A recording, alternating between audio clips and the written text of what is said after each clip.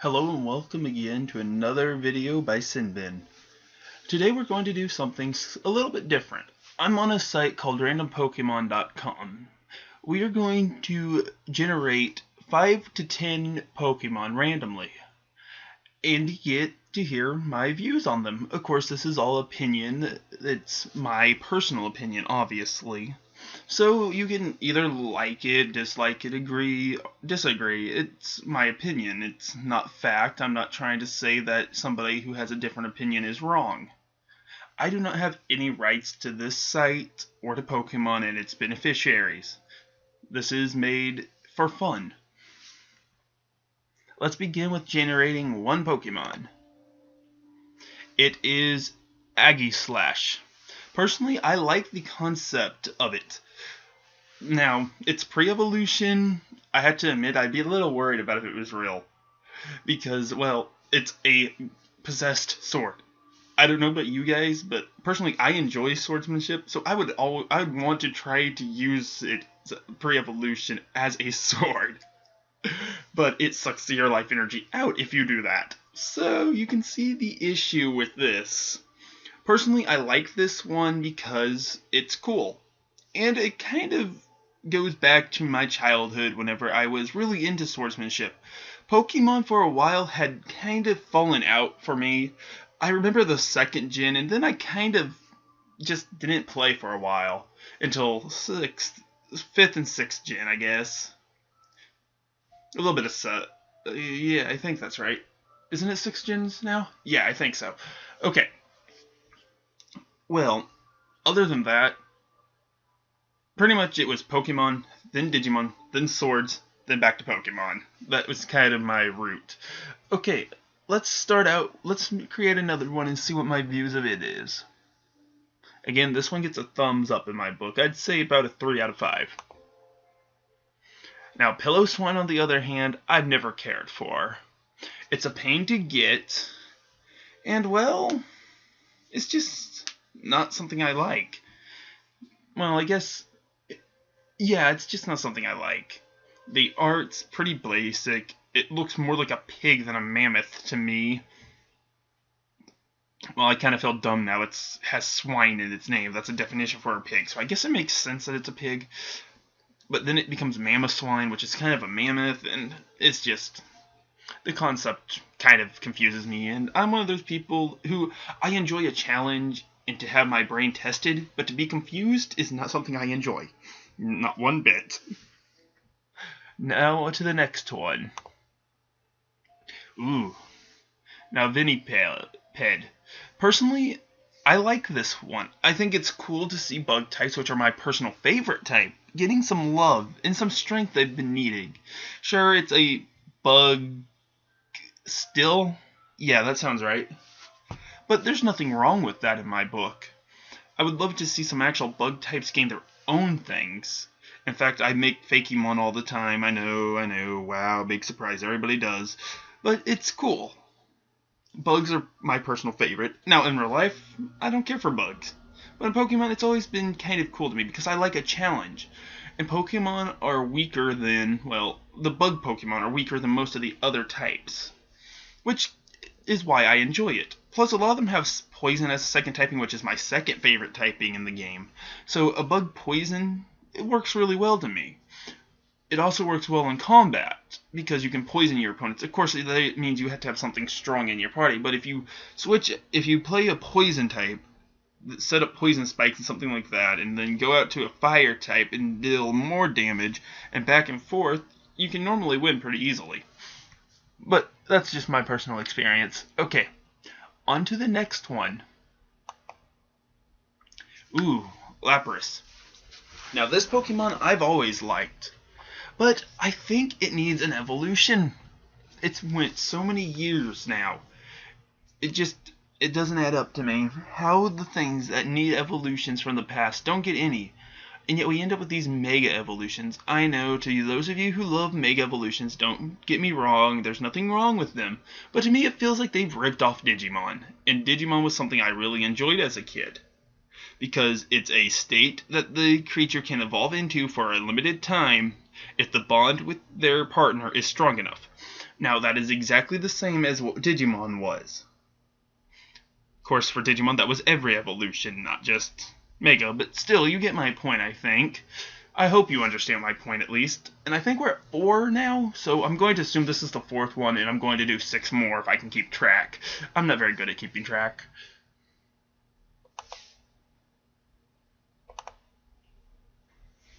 Krogunk. Now, Krogunk holds a special place to me, because I remember the anime, where Brock would always get attacked by his Krogunk whenever he would try to flirt with somebody. I thought it was hilarious, because personally I always thought somebody needed to put Brock in his place. I know, for most people my age, I'm still pretty young personally. I was probably 3 or 4 when the first gen came out. I wasn't too old, maybe 6 at most. Yeah, something like that. Because I was born in 94 and so on. But it's just, to me, Brock was too touchy-feely. I wasn't a touchy-feely person as a kid. I'm still not. So to see Brock get poison jabbed every time he tried to flirt with a female in the anime just really stood out to me. Plus, instead of a water poison, they made him a poison fighting type, which is really cool combination typing. A good physical attacker with a good special attack typing. It was really cool, but not the best. He probably falls at a 4 out of 5 in my book, so not the greatest, not the worst. Okay, on to the next one. Now this thing, Gallade, I don't care for. That's all there is to it. I don't care for it. I feel like, sure, it's good that they made a male evolution, but I liked Ralts's other last evolution. I can't think of its name right now. I use it a lot in battles, but I had the shiny, and to find out that my shiny Ralts turned into Gallade instead of the one I wanted did not make me a very happy person. I know, I'm kind of a shiny hunter and a legendary hunter, but not for the reasons you think. My fiancée is trying to complete her Pokédex, and to me, to complete the Pokédex completely means having both shiny and regular of each Pokemon in the data. And so, it's been a lot of effort on that. We're still playing on X and Y. I tried Omega, I didn't care for it. It's not as good as the original in my book, but it's still okay, it's just not the greatest. Okay, on to the next one. Now, Pikachu. Ugh. What to say about this? It's an overrated, overused, overcommercialized, and very underpowered Pokemon for what they show in the anime. In-game, it's an okay Pokemon. It's got decent stats, it's got a semi-cute design, but it's just not... It's a rat. It's a yellow rat. It looks like somebody went and got an old Beanie Baby and pissed on it. Excuse my language there, but it's what I think. Plus, the name. Okay, hear me out here. Obviously, the name, something went wrong here. Maybe they were going like this. I pick and achoo! They sneezed or something, and then it ended up, okay, Pikachu, because I pick achoo. You see my issue here. It's just, every time I read the name, it makes me feel like I'm about to sneeze. And the art, well, I don't like yellow. That's all there is. I personally hate the color yellow. I do. Next Pokemon to generate. Ghastly. One of my favorite Pokemon due to being a ghost type in the original gen. Plus its Pokédex entry. It can dissolve an adult elephant. An elephant from our world. Not an elephant Pokemon. It's just one of those things where Pokemon kind of broke the third and fourth walls a bit, but it's cool. Plus, I like its simplicity of its design. It just looks cooler to me. That's all there is to it. It's interesting and neat. And I realize I'm not zooming in on these things because I want to make sure that everybody understands I don't own any of this site. But Ghastly's cool. Really cool in my book. I don't care much for Gengar due to the fact when I was growing up I didn't have very many friends, so I didn't have anybody to trade with to get Gengar, so Hunter was the closest to Gengar I could ever get. Okay, now on to the next one, and I think this is the 7th one now. Nincada. I like this Pokemon due to its evolutionary line. It as itself, I don't like playing. It's not one I prefer. I use EXP share to evolve it, but I like to evolve it when I have a free slot in my party and an extra Pokeball, so I can get both evolutions of it. I like its 1 HP evolution. I don't remember its name exactly, but I like the fact that it can only be damaged if an attack is super effective against it. And, well, I like weird things. I like to be a challenge. Okay, well, let's go on to number 9, I think. Yeah, number 9. Tranquil. I've never personally played with this Pokemon. I've never gotten around to catching one to train. So I really don't know much to say other than its arts. And personally, I think it looks pretty unique. For a bird Pokemon, at least. It kind of has that pigeon shape, but it also looks kind of like a quail, which I guess that makes sense due to its name. But yeah, it's cool. It's not the best, it's not the worst. It's right in the middle in my book, which is really cool in my book. So, let's go to number 9, I think. Yeah, sounds like 9. Squirtle.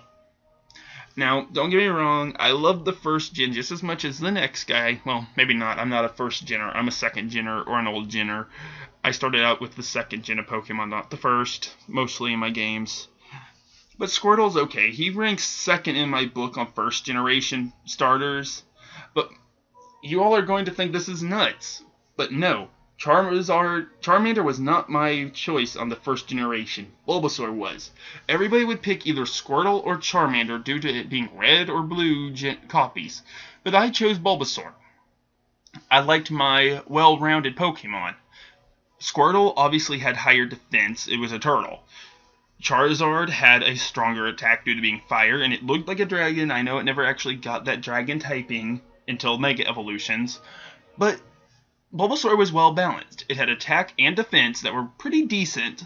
Plus it had Leech Seed and Mega Drain and stuff like that that could be set up and work to its advantage. I like Pokemon that can damage and heal at the same time.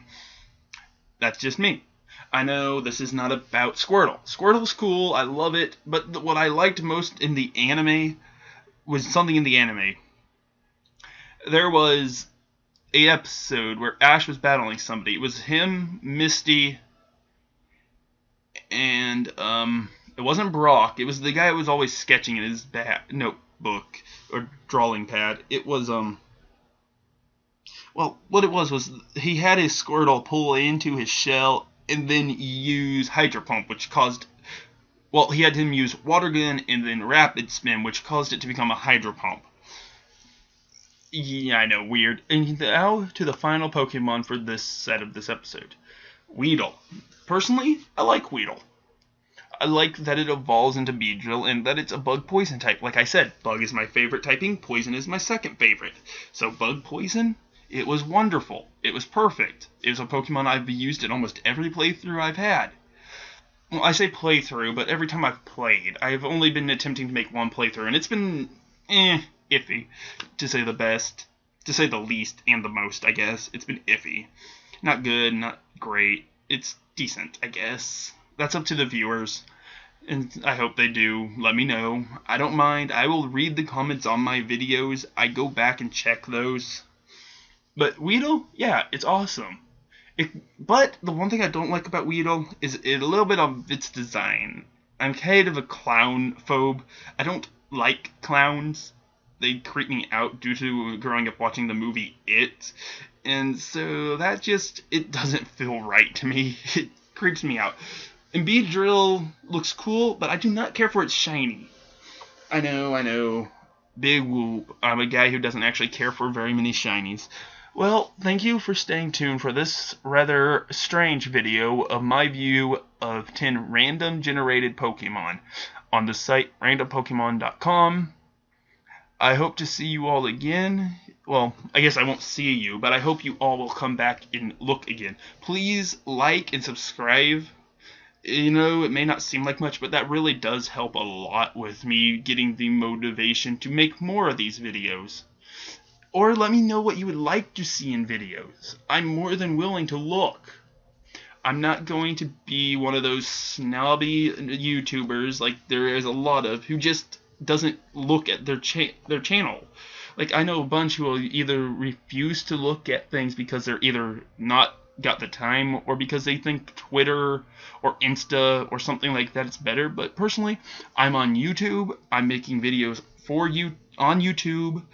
I've got the people watching my videos on YouTube, so obviously it makes more sense to read the comments on YouTube and see what people want. So please let me know. I'd be happy to know. In fact, I'd be overjoyed to find out what you all think I should make as a video. If you want to see more of these, let me know. If you want to see a top 10 or a top 5 or something like that, give me ideas. I'd be happy to oblige. Well, please like and subscribe, like I said, and that's going to be the end of this video. I've been your rather cluttered and giddy host, Sinbin the Nerdy Kid. Thank you. Please watch and enjoy.